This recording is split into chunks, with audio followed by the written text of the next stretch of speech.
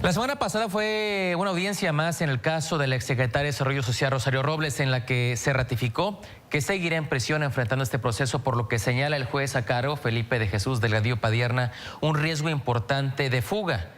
Hay que recordar que la defensa de la exsecretaria ha señalado parcialidad, falta de ética y diversos otros temas en contra del juzgador, que ya ha llegado al grado de polémico, dados incluso los enfrentamientos que ha tenido durante las audiencias.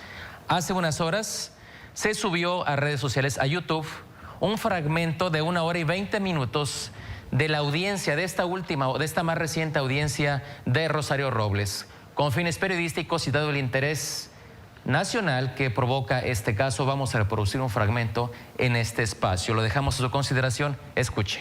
De cada uno de los testigos referidos que permitan presumir el riesgo de afectación a su integridad personal o ponga en riesgo en su vida.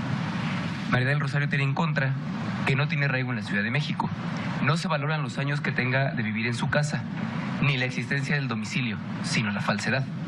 Su defensor expuso datos de prueba donde hacen tener, por cierto, un domicilio en la alcaldía Coyoacán.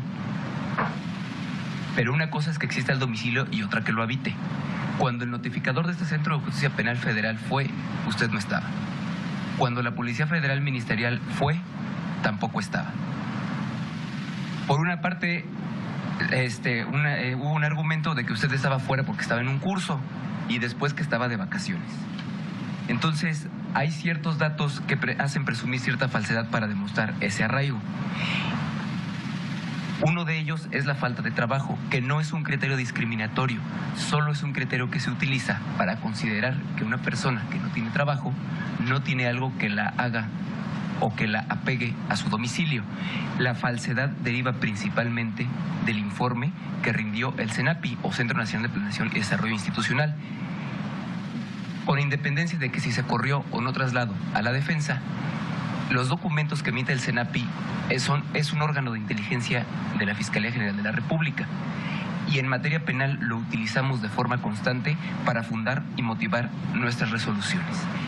El oficio del CENAPI se emitió porque usted tramitó una licencia de conducir, que es un documento oficial y donde otorgó un domicilio diferente. Ese oficio del CENAPI también constituye la evaluación de riesgo, porque la unidad de medidas cautelares existe únicamente en el papel, pero no existe en la forma.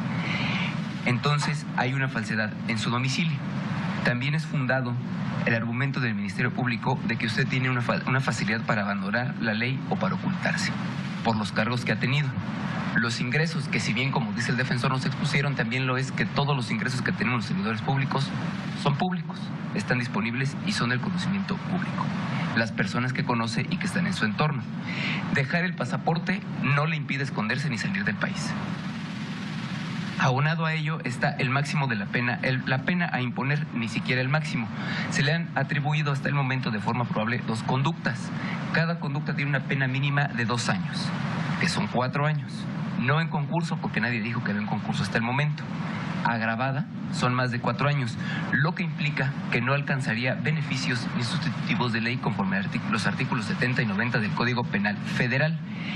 La pena a imponer no es inconstitucional cuando se argumenta con otro tipo de riesgos, como sean de referido. Lo que expuso el abogado es cierto.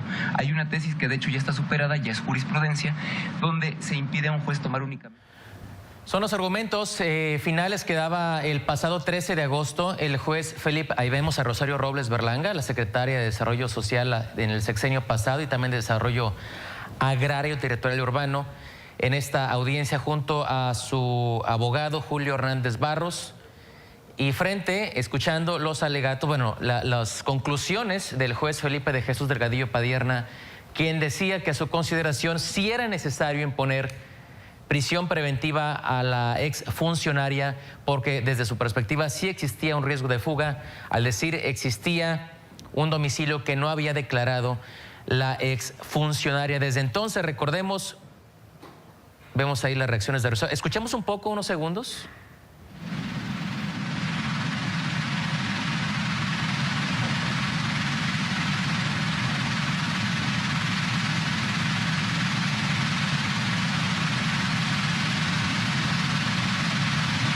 Son unos parte de lo que vemos de las reacciones de Rosario Robles una vez que se le notifica que permanecerá en prisión, que será encarcelada, pues, para enfrentar este proceso que se sigue en su contra. Más adelante buscaremos conocer un poco más sobre esta audiencia en la que prácticamente se le mandó a prisión y así ha estado durante los últimos ya 2 meses.